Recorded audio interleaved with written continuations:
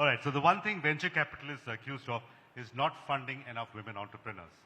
So as a venture capitalist, the question to you is, why are there so few women startup founders in India?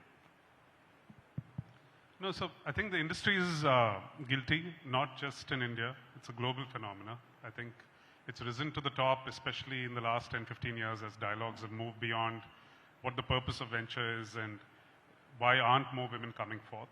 I think the challenges are just as we've had DI initiatives inside of corporates and MNCs, and corporates have been driving those, those initiatives within industry. I think venture is arguably 2 steps behind. And some of this complexity comes because, and I think all men recognize that women women run homes, right? And they're phenomenally diversified in their skill sets. When it comes to startups, and especially venture capital as an industry is guilty of having unusual and unreal expectations of speed, of scale, growth, high pressure. And it might be controversial, but women are incredibly poised, taking a very measured approach, whereas VCs get caught up in FOMO, mad rush, and so they almost expect an unwarranted pace of startups, and therefore have biases. It doesn't help that the other side of the table, the VCs itself, are dominated by the male gender, right?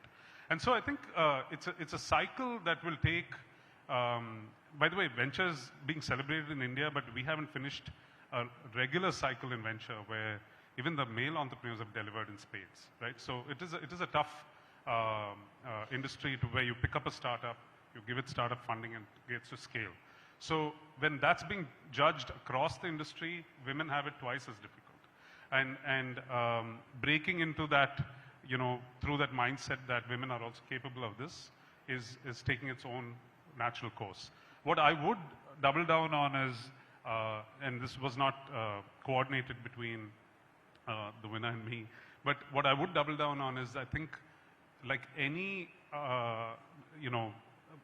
category of entrepreneurs or any category of society that's underrepresented, it is the role of the winners to sort of be doubly sort of vocal about their success stories, right? And we don't see as many sort of podcasts and videos and storytelling about how great women entrepreneurs go through those journeys. It's assumed that everybody in this room had it as easy as men and what their challenges were. Definitely not the case, right? I think that's what needs to be done. That's my take. Thank you, Karthik. May I request you to stay with us for the next award as well?